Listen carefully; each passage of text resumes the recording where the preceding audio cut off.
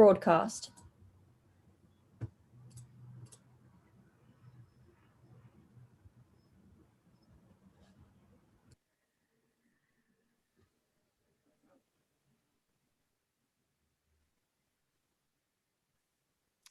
Hello, everyone. I'm Imran Amed, founder and CEO of the Business of Fashion. Welcome to BOF Live. We have a really special conversation in store for you today. I'm very pleased to welcome Fabio Piras, the MA Fashion Course Director at Central St. Martin's. Fabio and I have known each other for quite a long time. Over the years, we've been in touch. We haven't been in touch so much over the last year because it's been such an exceptional year. But I was recently looking at the graduate collections that we always look forward to coming out of Central St. Martin's. But of course, this year there was no opportunity to do a physical show. But there were some really standout collections. So the BOF team picked 3 of our favorite designers from the collections that were shown a few weeks back, and we've invited them to join us and Fabio for a conversation about the future of fashion education, because we're at a time in the world where everyone is reevaluating everything. They're reevaluating their lives, they're reevaluating their work, and they're also reevaluating their attitude towards education. And so just before we start, I'd like to welcome Adam Elyassé, Shaney Manchurian, Diao, and Ranura Edirisinghe, who are all graduates from the 2021 class of MA students from Fabio's course at Central St. Martin's. But Fabio, I wanted to start with you, and if you could just, we have hundreds of people watching from all around the world today, who many of whom are probably thinking about a fashion education, or have been students in the past, or are current students. I mean, what, as a teacher at probably the most famous fashion school in the world, I mean, how has this changed your view of fashion education this past year, with intermittent lockdowns and challenges in being able to teach people in a physical environment? Like, what are your reflections on the year so far? Well, it's been an interesting year, to say the least. Obviously, it had enormous challenges, but also it was very much a year that was defined by shock. So, we started with a big shock, didn't we? I mean, it was suddenly you're in lockdown and you have to change your ways within 2 weeks. And suddenly you start talking about digital interaction, online teaching, something that you never actually contemplated in the first place. I mean, we are known for our for our physicality. Fashion is very physical. I mean, the course especially is based on physical interaction and presence within the studios, and it's all hands-on. So all that was taken away and had to be replaced. At that point, you have the choice, and the choice is to be positive about it. You have to embrace that moment. I mean, that is your reality. There is no such thing as, there was a time that you can go back to. You never go back to anything. You always go forward into anything that you don't know about. So I don't know. I mean, that to us, I think it was very much about keeping the momentum with the students, not to lose them, not to sort of then disappear behind the screen. And it was about creating safeguarding the curriculum, safeguarding what we were supposed to do, and finding ways of doing it no matter what. And a lot of our course is based on conversation with the students, whether they are by group or individually. And that obviously was very easy to translate online. It became even more personal in a way. It became even less intimidating in parts. And the physicality of making then had to be redefined. And in a way, it brought opportunities. It brought other ways of dealing with the creative, with creative projects, with the creative point of view, and with ways of making. There was an urgency. Suddenly you don't have your studio. So it is your bedroom, your kitchen. Suddenly you have to communicate within that space. That space almost becomes urgent, approximative, messy, private, but also poetical at the same time. So it was quite humbling and quite beautiful as a process. And I think the work, the creative work that came out of it was, in my view, fascinating. Also, and I speak too much, Imran, always, so you have to interrupt. No, this is fascinating for me because, having attended the MA show for probably, I don't know, 10 years, maybe longer, when I received the email with all of the looks from all the students, it was so impressive. It's almost like having constraints or challenges or difficulties pushed the designers' creativity, pushed the way they thought about their collections. And we'll speak to Adam and Shaney and Ranura in a second, but it was so uplifting for me actually that you and your students found a way to push through. So I understand people were working in their kitchens and at home but if you were going to summarize or kind of your key takeaways, your key learnings of like what changed this year in terms of the output. So we know the process was very different. As an outside observer, I saw some changes in the kind of creative output of the students. But what was your take on that? Well, I mean, obviously we're so much into it that it is something that we're starting to reflect upon now. But I think that what was the most precious gain out of all this was the urgency in work and the limitations within that moment. Because at that point, it really makes you raise a question that has always been a question that was really dear to me, which is, are you a lesser designer if you don't have that studio, if you don't have all the technology, the machinery, all those facilities?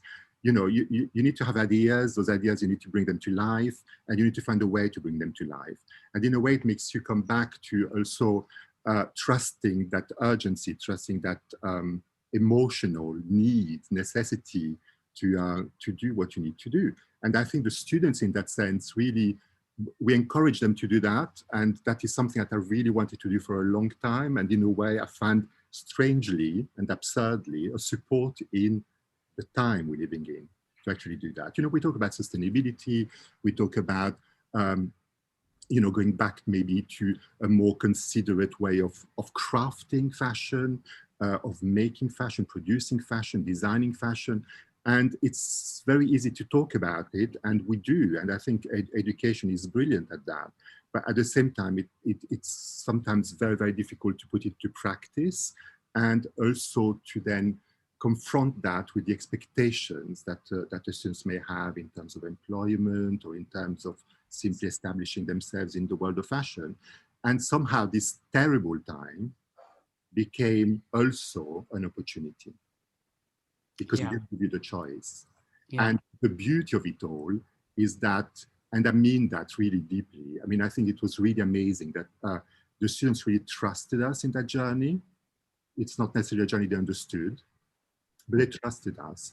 And I think it was a wonderful journey, and it gave us a narrative to remember that will be so different from any other year.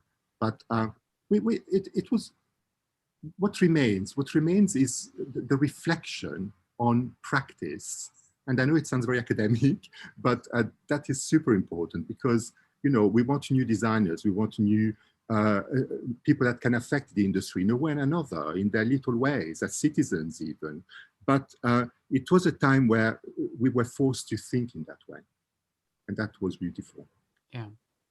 Obviously, the other missing piece this year was not just the physicality of the teaching, but the physicality of a show. And, can you talk a little bit about how you decided to navigate that particular challenge this year? Well, again, I mean, it was very clear come the autumn 2020 that, it was very unlikely that we would go back to a time, as I said, you don't go back, but that we would be in a time where you would be doing a catwalk show. Ironically, I think that the show that we had in 2020 was very much the end of an era. I mean, it was a massive show. It was something that somehow today reads really old. I love catwalk shows. And I think that anybody that works in fashion loves fashion in motion. So it was a way to, we knew that we had to use the virtual space. And so that's when we approached IVA, and then our designers that deal with the virtual space in fashion. And we endeavored into that collaboration. I mean, I'm not a digital person. I'm really struggle with that language. I'm somebody who never played a video game in his life, but I wanted the digital showcase to have that feeling, to be a place where you could actually walk yourself into. And I was very unreasonable in that, because obviously I didn't have the faintest idea of what can be done or not. But my conversation with those designers was to create a space where we could actually exist physically within the virtual fantasy. So we recreated the fantasy Central St. Martin's. And so, and I think in a way we succeeded. I mean, obviously there are things that one might want to change in the future, but it was also a way to build an extension of who we are, and maybe to use it also in the future. So it wasn't really necessarily a remedy. It was an investment in the future. Okay. You know, the catwalk show, absolutely. You know, I mean, like, you know, there's no plan of eliminating a show at some point. I think that, you know, I mean, we enjoy that celebratory moment. But with the digital showcase, it was different because it actually you could include everyone, and everyone would have a voice, and it elevated everyone, and the show cannot do that. Okay, well, maybe now is a good moment to turn with the young designers who've joined us today and learn a little bit about your own experiences in this very unusual year. And we have some short 30-second videos to share from each of your collections, but maybe Adam, we can start with you, and maybe you can tell us a little bit about, you know, who you are, where you're from, what you were thinking about with your collection, and then we can watch your video.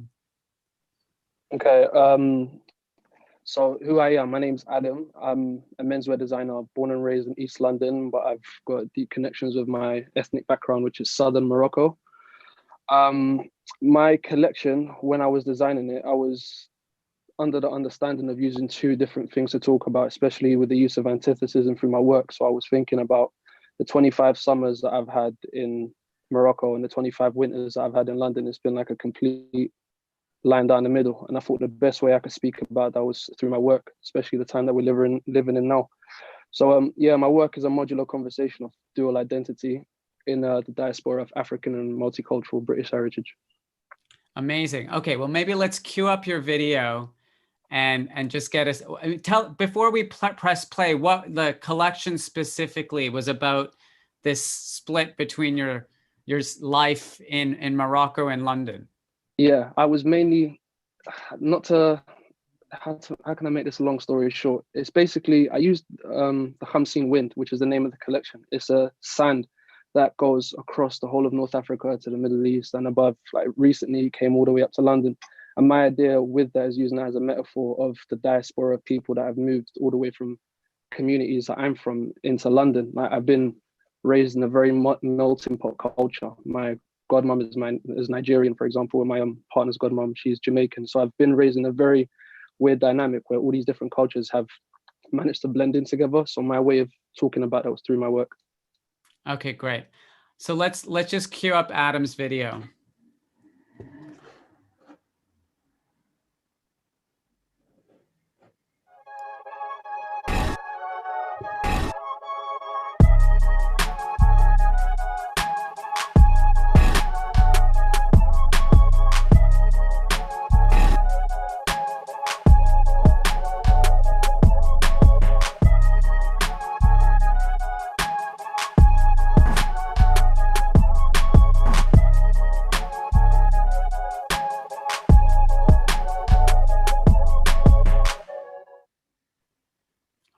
Thank you, Adam. Next, we'll turn over to Chaney. Chaney, do you want to tell us a little bit about who you are, where you're from, and what you were thinking about for your graduate collection? Yeah. So hi everyone. My name is Shaney Manchurian. I'm originally from mainland China. I came to London 7 years ago to study fashion design, and I've previously graduated from the BA Fashion in CSM, and I recently graduated from the MA Fashion. So my collection is actually quite conceptual and also a little bit theoretical, and it's a purely virtual experience. So I produced a series of visuals, include short films, still imageries, 3D models, and interactive installation. So there's no actual garments.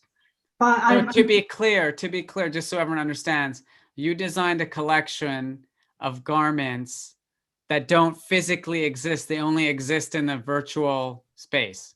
Yeah, and also I sort of like have a belief that I was trying to bridge the traditional separation of fashion design and fashion image, and to deliver something that's already in the content of like a digital presence. So it's not something that existed physically first and then being translated into something virtual. So that's sort of like a main concern as well. And the work was talking about fashion's intimate relationship to the self and identity, and also a paradoxical relationship between the inner self and the external self, like how people are gazing you and define you into a very flat, even like very two-dimensional image. And I'm trying to destroy it and then to bring a more multi-dimensional existence of the self, which is a bit digital and a mixture of some text and myself dressing up. And so, yeah, it's something like that. Okay. Well, Chaney, let's have a look at your video.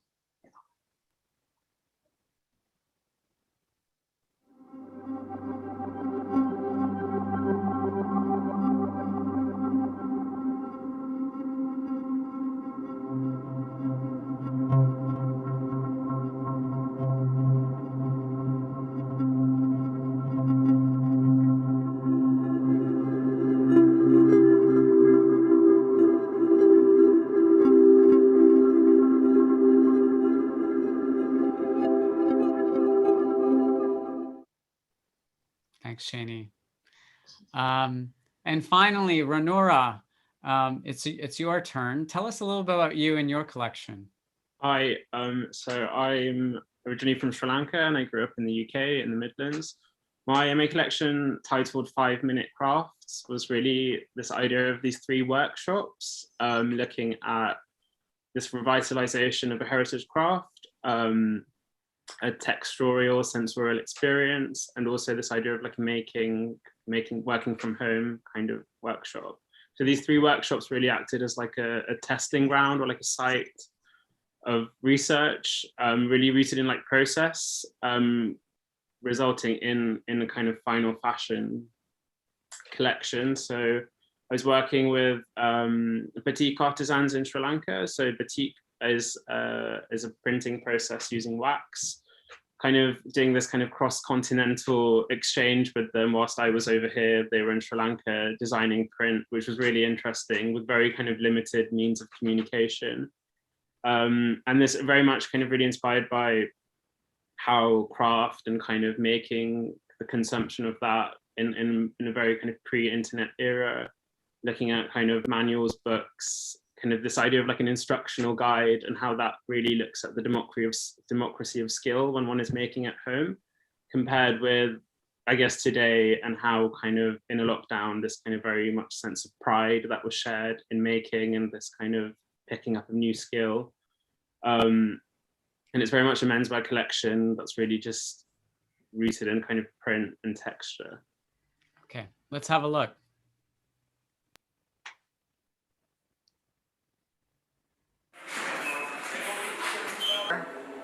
That's it.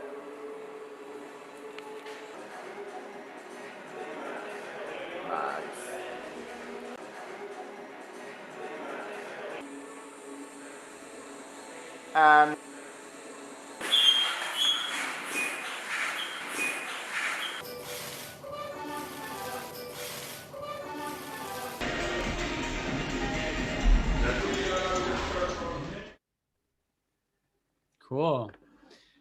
So now we've got a taste of each of the designers' collections. I guess, just opening it up to all of you, I know a lot of students were really frustrated last year because they felt like they got a bit shortchanged. They had expected and anticipated a physical education experience. And then, of course, given the pandemic and the lockdowns, everything was, remote and solo. I mean, reflecting back on the experience now, how does, and maybe Adam, we can start with you. How do you feel about your education experience now that you've kind of made it through the graduate collection, and what are your thoughts on, how it might have been actually different or better than what you were expecting? This is a tough one, mate. I'd say probably it was worth it because I waited for it for so long. Like I've been wanting to. I was on the other side looking in for a while, and when I managed to do it, it was fantastic to be there. And like when the hassle happened and like life changed for everyone, I think I wasn't fine. I was happy to be where I was still. Like my motivation wasn't changed. But I'd say the thing that I resonate with the most is a West Side Boogie quote. He says, "Find your bliss in the abyss, and you can probably fill the void." So that's how it was for me. I found like my bliss in the abyss, and I managed to just stay silent and work quietly. But I can't speak for everyone else because I know there's so many other students out there that have had their own sorts of struggles, and like their stories are just important as mine. Yes. So maybe because I felt like I was prepared, it was easier to go through at the moment. But for everyone else, like, I can't forget them either. Like, I can't just shrug their stories away. They had to struggle just as hard or as much as the next man did. Yeah. And Shaney, what about you? Yeah, I think I'm definitely in privilege because firstly, I was doing something that's completely digital. So I wasn't really affected by the difficulty of getting materials or no space to create. And also I think it's something exciting to do because it is a moment when the physicality was challenged and I was doing something that's completely virtual. So in a sense, it's capturing the moment, perhaps. Yeah. So I felt. Were you always planning to do a virtual collection? Even like this was always your plan? It wasn't something that you pivoted to? No, not really. I started so we started pre-collection from the lockdown. And that was a time when I was thinking perhaps I do something that's fine art, but then not virtual because I actually didn't have the skill. But then once in the summer, I felt like maybe I can do something physical. And then suddenly there is a second wave. And as I started to understand, it is something that I should capture rather than trying to do it in the way that I usually do it. Mm-hmm. So I learned all the skill of modeling, and yeah, it's a learning. Got it. Journey. And Fabio, has any student before done a virtual collection, or is Shaney's the first one? No, I think Chaney is the first one. We had somebody who ventured into something that could have been defined as virtual in the 90s, but lately Chaney is definitely the first one. But I just want to spend a few words on Chaney because to me that work is a real opportunity for us as a course to move forward, and it's not a bad usual story about let's do digital fashion. That's not at all what I'm on about. I think she's touching something that not necessarily she wants to touch, but that designer brands, the world of fashion altogether, also in terms of sustainability and also in terms of future products. I think why not venturing into a world that also gives you the essence of something. I mean, we're very happy to buy music on an MP3, or we're very happy to buy perfume. They're pretty metaphysical experiences, and fashion can also be that. So you could buy the idea of a dress. Yeah, it's also cynical. Yeah, but there is a poetry to that. So if you do it well, it could actually be absolutely beautiful. Yeah, I mean, like luxury fashion could actually also be a world where something of that kind could be contemplated and done beautifully. Yeah. And actually, I'm sure you've seen, all of you, that the space around virtual fashion is really developing quickly. I mean, it's been accelerated by the pandemic, but it's been around for a while. But, you know, we're covering it more and more here at BOF because there's marketplaces and designers and collections that are being launched entirely focused on virtual fashion. Ranura, tell us a little bit about your experience and, you know, your reflections on this, you know, versus what the course that you applied to enter and you were admitted to, and then the actual course you ended up taking. I think, you know, as you said, like the MA, I think to me has always been about firsts. So like it's kind of, you know, I've always seen it as this like hugely innovative space. And I think the fact that we were the first cohort, the first kind of, you know, year not to have a show, and I think that in a way is kind of, you kind of have to look at it as a good thing in a way. You're kind of, you know, there's nothing else to compare it to. And I think in that sense, it was quite exciting. Yeah. But I think throughout the year, I think, you know, I feel like I was in a place of huge privilege. Like I had a scholarship, so I didn't have to worry about, you know, in that sense, I couldn't really, you know, I'm aware of like the privilege I was in to be able to kind of really just focus on my collection of what I wanted to do. And I think, you know, I think personally as well for me, like the MA was the end of almost 5, it's, you know, coming to the end of 6 years, 7 years at St. Martin's.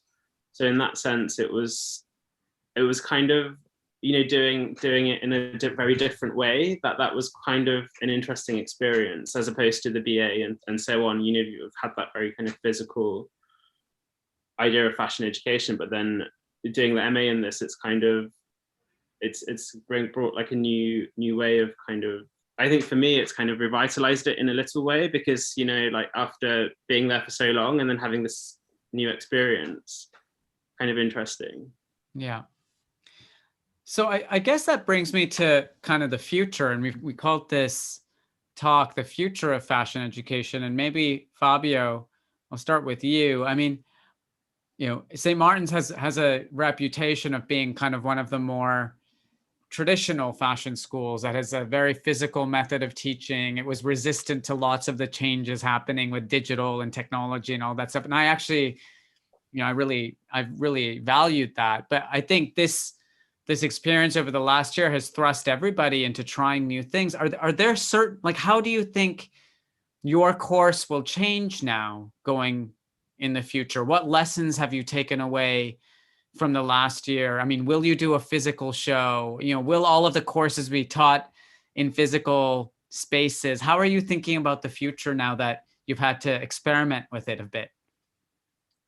I think that it gave me the space in a time where we were very busy, regardless, maintaining all that.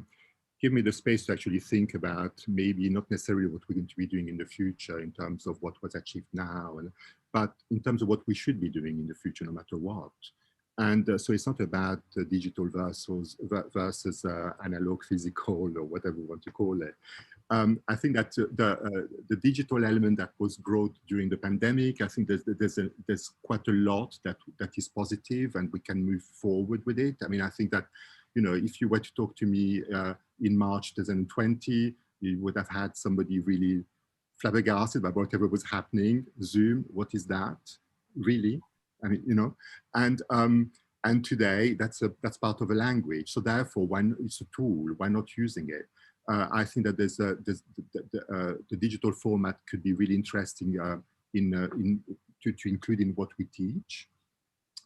But the physicality of being in the space, which is what students have lost during that time and we lost, is super important. So to answer your question, I think that, you know, you say that, you know, we are a fashion program that is very based on hands-on and almost traditional ways. And I think that to us, that is our USP in a way. That's what makes us really special. And I think that should continue no matter what. But then it's great to have a student like Chaney. And it's great to have more students like Chaney that actually not necessarily want to do what Chaney has done, but then have a connection to something that is not necessarily fashion as we know it. As for the catwalk is a moment. It's a moment of celebration.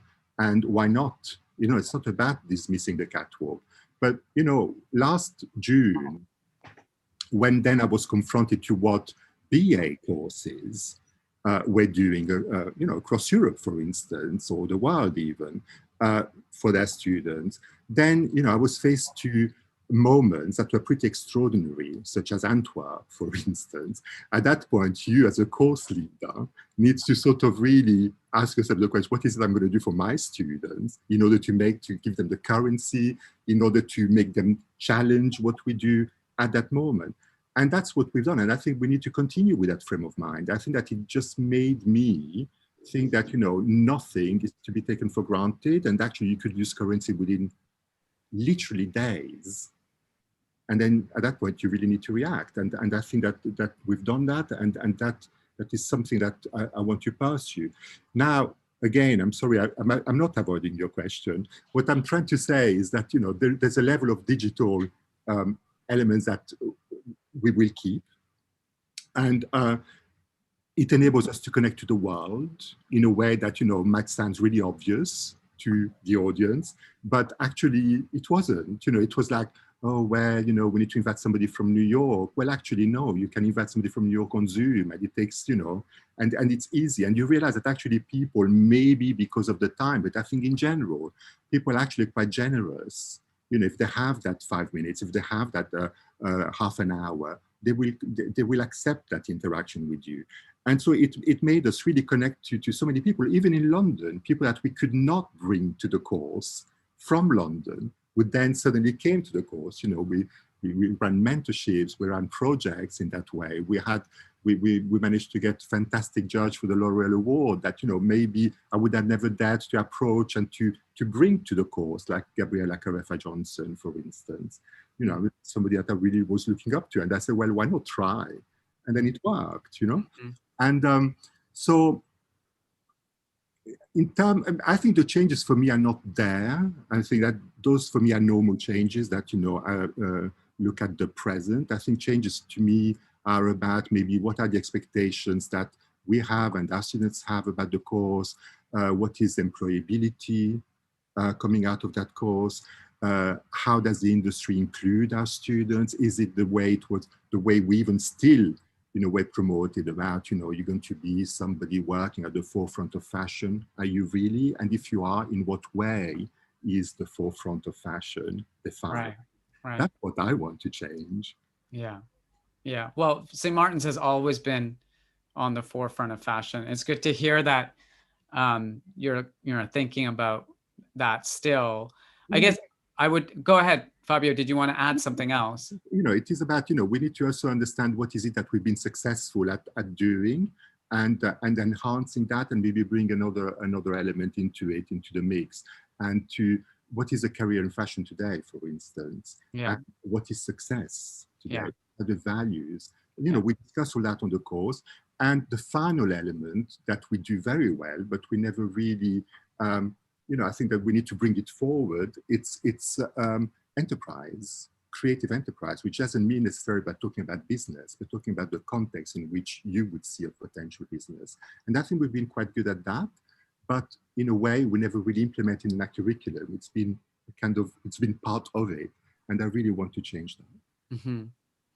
Maybe to the designers now, you know, Fabio just mentioned employability. You know, lots of designers coming out of fashion schools like CSM go and set up their own labels. Others decide to go get experience in, you know, a big house or brand. How are all of you navigating that question right now? Because, you know, on the one hand, you know, for example, Chaney, you have this whole virtual collection and this amazing vision for what fashion can be. Have you thought about how you're going to make that your career? Yeah. My next step is actually doing another MA in fine art. But I think it's very important to realize one thing. When a fashion designer is talking about you are going into fine art, and then people feel like there is a exclusion from the fashion industry, because when we were talking about employment or employee, and then we were always talking about the actual making of the garments or doing the brand or selling the garments.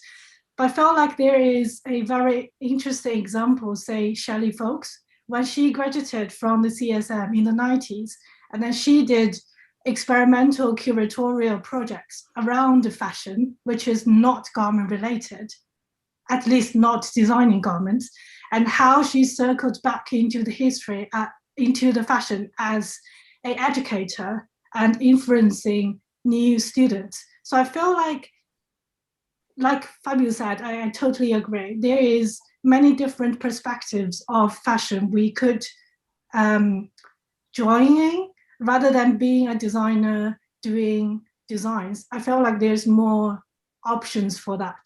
And for people like myself, I see myself maybe gonna be circling around for a bit and then find the right position for myself somewhere else, I felt like, related to fashion. Mm-hmm. Got it. You know, Adam and Ranura, you know, one thing that really stood out to me from actually all of your bios is that you all found financial support, scholarships, and other support from the industry to enable you to kind of pursue your education. Can you talk about what that means to you as a student? We have several questions in the chat asking about, well, if I want to be a designer and I don't either have the money or I don't know how to get the pathway in, like how did you both navigate that and find the paths for you to be able to finance your education? Maybe Adam, you can go first.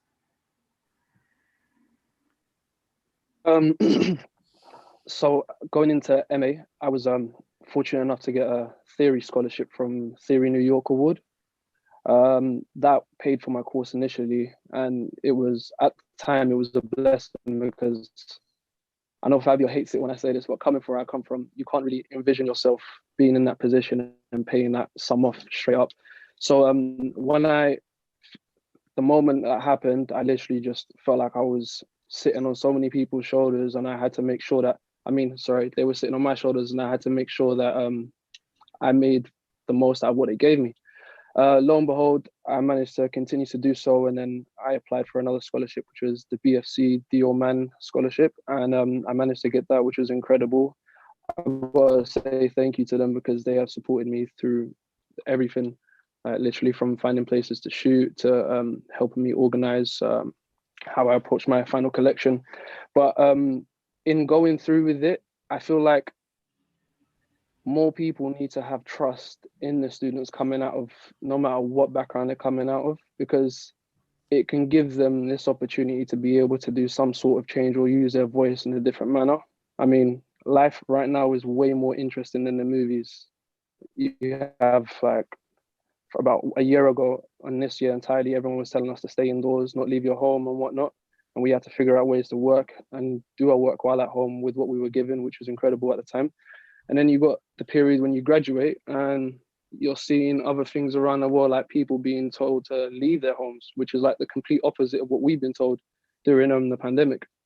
So yeah, not to divulge too much in a different direction, but I was very grateful for it, because it put me in a position to be able to use my voice however I see fit and whatever I think will be the best for, like, the society at the moment. Ranura, how about you? I would say, I think getting support was very much a lesson, like perseverance as well. And I think I almost applied for maybe 10 different things and was kind of didn't get them, and then this one thing came along. So I think it's very much, and any advice I could probably write a book about how to get a scholarship at CSM now. But well, why don't you share some of those lessons with us? Because so many people don't know how to navigate that. You know, it's overwhelming. And I think especially people from marginalized backgrounds, from communities that don't necessarily see fashion as a legitimate career, they have their own barriers within their families to say, no, this is a real job that I can have. There's so many things that can get in the way. Like, how did you what are the lessons you share about, like, getting financial support? I think you just really have to, like, if you really want to do something, I think you just have to empower yourself with the knowledge of knowing, like, even what to apply for. And it's just, you have a computer in front of you. It's not there's obviously scholarships that are offered through the course and so on, but there's just kind of plethora of charities that no one's going to tell you what you don't probably even know about know that they exist, but it's about, you know, going through like a charity database or whatever. But there's kind of like, you know, I think you really have to know and kind of find it in yourself to kind of just go out there and just find things to apply for. And that's kind of very much really has to come from your own back, I think. Because I think I've got support at every stage of like my kind of fashion education through CSM, whether that's foundation, which you do just after school, degree, and then MA. But, you know, it's again, just like not really giving up. And I think if you really want to do something, you will like, you know, you will email like the 50 charities that you've just found through your own kind of internet research. And maybe like people get back to you. Yeah, people do. Yeah. I was really lucky that I had LVMH give you know, through the course give me some support, and the Coates Foundation again, but that was again through me finding them and applying through that. So I think it's very much just you have to like want it so much, I think, that you just don't give up. Mm-hmm. Yeah. And it's maybe not, you know, it's maybe just even taking the time out to work. And I really respect that. If you're like, you know, okay, I can't really, you know, do it now, but then you could work for a year or two and then save up and do it. And I think that's really special. That's kind of, you know, that's totally fine. There's no rush to do an MA or like, you know, there's no rush. And I think that's really important. It's like knowing when to do it. Yeah, I mean, and this, Fabio, it looks like, you know, government funding for fashion education might become even more challenging in the coming years. You know, I've seen this proposal from the government here in the UK saying they're going to slash, you know, arts education funding by 50%. What are the implications of that on how you continue to attract students from different socioeconomic backgrounds, so that, you know, St. Martin's isn't just a place for privileged elites, it's also a place for, as it's historically been, going way back into time, finding people from all sorts of backgrounds to be able to develop their creative skills? Well, unfortunately, it's getting lesser and lesser of that. Yeah. You know, I mean, the combination between Brexit, for instance, and suddenly an announcement of that sort, I mean, in a way, I mean, doesn't really leave you in a world of excitement. I mean, it's pretty dispiriting, really, to be always being reminded that, in a way, if you have to choose between STEM subjects and art and humanities, then the one who's going to get the default cuts are going to be arts and humanity. I mean, we forget actually that both STEM subjects and art and humanities actually work with each other. I mean, you know, to consider that you want to land an object on Mars, you have to have an element of poetry, literally, to invest intellectually, mathematically into the idea. So, you know, I mean, so I find it really disappointing. Talking about privilege, first of all, may I just like say something about the scholarships, because, you know, I really do not want to paint a rosy picture of students being supported by scholarships and having a kind of access of and be included on the course in an easy way. And I don't want to be misunderstood by that. I think it's very, very hard for students to find support across the board. And it takes, as Ranura was saying, it takes an enormous amount of engagement. Not every student has that energy, or has that confidence, or simply that urgency. The course is actually quite a privileged course and has a set of scholarships which are not by the dozens. I mean, actually, you know, they're very few. It's very difficult to find enterprises, groups, designers that want to donate money in a philanthropic way. I mean, so even if when you call Central St. Martin's. And we all talk about inclusivity, but it's more and more difficult to actually apply inclusivity in education. And that is extremely depressing. You know, because, you know, I use terms that sometimes are a bit sort of off the wall, you know, a bit sort of maybe inappropriate, I don't know, but that kind of wild card that comes from a country, a place, that not necessarily registers on a student studying fashion, hitting global recognition. Well, you know, I mean, we need those people. We need somebody from Britain that is the new Alexander McQueen, that not necessarily knew even, you know, I was at college with Alexander McQueen. I mean, you know, and not necessarily, you know, his priority was, do I have the funds? Can I do this course? It was, well, that's it, I'm here. Can you take me? You know, I think we really need that attitude. And universities, colleges across the board, I mean, like, you know, art education need to be in a situation where actually you have the means to include students on your courses. And I know it's very easy to say, but it's actually very, very difficult to do that. And of course, we are privileged as a college, and we are very privileged at being called MA Fashion. We're not the best in the world, because I really struggle with that, because it implies that, you know, you put yourself on a pedestal and whatever. I think we are what we are, and that's it, and we focus on what we do. And then if we are the best today, fine, great. You know, obviously we love the compliment, but if we're not, then tough luck. We will have to get our act together.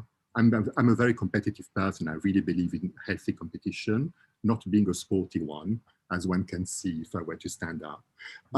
But so, what I'm trying to say is that, you know, I mean, the cuts, it's not about what I understand, what I don't understand. I understand that, you know, somehow money that has been spent in one way needs to be found in another way. But to then use education as a means to actually implement cuts that are pretty drastic, and then to use on top of that art education to be the recipients of that decision, then I find that a little bit limited. Yeah, it's really disappointing. Listen, we're going to run out of time. I just thought I would end with one question for each of you, because we have, as I said, several people who are students or want to be students. You know, what advice would you have for people who are thinking of pursuing a fashion education now, given some of the challenges around funding, given some of the challenges around employability, given some of the uncertainty around the future of the industry as a whole? I mean, what are you looking for, Fabio? And what questions do you think, you know, prospective students should be asking themselves before they pursue a course like yours at St. Martin's? First of all, we are in a difficult time, and but we are in a time of change, and that makes it an exciting time. I mean, it's always when we are in situations that are situations of change, of discussion, of trying to make things function, that actually things happen. So a student that wants to join a course like this one should, regardless, be have the dream. You know, I mean, like. You have the funds, you don't have the funds, try. You never know. There might be a way, you know, and that I think I really believe in that. I know it might sound very kind of almost Walt Disney-esque, but I think that's the most important thing, is to really want to do it and to have a passion for your subject. Not necessarily, again, going back to, there was a question in the chat line about, it's not about really changing the skill set. I mean, you know, I think actually it's about preserving the skill set, but it's about giving the skill set the possibility to be expressed in diverse ways. And I think it's, to me, it's always very difficult to work with students that don't seem to have the passion for what they want to study. It's not compulsory, so therefore you need to be interested in fashion. You need to understand that fashion maybe is in a challenging moment, that maybe fashion needs to be critiqued and reviewed, but hey, what an opportunity. And that's what my advice is. The money, when, and I hope this doesn't sound crazy, but I mean, the money is of course is super important. Of course, with that money, you don't do what you would like to do. And or you might struggle greatly, but really that should not stop your desire of wanting to do it. And then if you can't, then it will be the fault of the money, but try to do it. Okay. Ranura, any advice for prospective students who are kind of thinking about fashion education?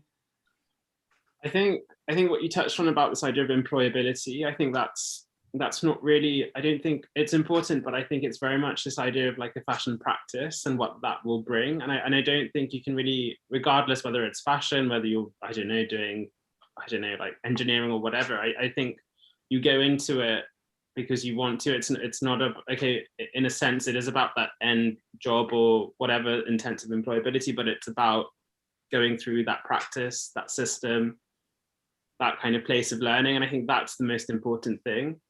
And, you know, I think you kind of have to question what these kind of graduate roles are, or what are you graduating into? And it's like, could a course, could this, whatever you're kind of offered, it's seizing that opportunity, and whether that's doing something for yourself or, you know, I don't know, but I think going into anything thinking that you're just going to get a job, or you're doing it to get a very prescribed idea of what a fashion job is, I don't think that's a good idea. Got it. Shaney, how about you? I feel like have a more perhaps progressive point of view. I feel like Fabio felt, people has to have like a desire around fashion, perhaps not just about garments, but then trying to critique and think about perhaps the boundaries of fashion and what's the meaning of the definition of fashion in terms of contemporary dialogue, I felt, because it has been quite a long time where fashion is too limited into garment construction, as well as wearable art, that section. But actually lots of designers are doing work in collaboration with gallery or exhibitions, and fashion is actually extending into different disciplines and categories. So it's interesting to have at least an awareness of it. That's my feeling to it for everyone who's getting into it. All right. And maybe, Adam, we can just conclude with some advice and reflections from your side for prospective students. I'd say show everyone how hungry you are. Like the first thing I did as a CSM student, I walked into Fabio's office and I said, Fabio, this is how hungry I am. This is how much I admire my crafts. And I asked him to borrow me a book from his library. That day set the tone for everything else after, and then whatever came after, it came because of the tone I set on that first day. Okay. Well, you've all been through an extremely unexpected, challenging year. And I have to congratulate you on your attitudes and your mindsets to kind of make the best of what has been a really challenging situation. And like I said at the beginning, I was so impressed with the diversity and creativity of what you all produced, not just the three of you, but also your classmates. And it's really, really incredible. And congratulations, Fabio, for shepherding this group of students, as you always do, to kind of express themselves in their most creative and dynamic ways, as you have always managed to do at St. Martin. So congratulations to all of you. Thanks to everyone from joining us from all around the world. I know we weren't able to get to all of your questions. I tried to incorporate them into the conversation, but thank you for joining us. And once again, thank you to Fabio, Ranura, Chaney, and Adam for your time today. Thank you. All right. Bye-bye. Bye-bye.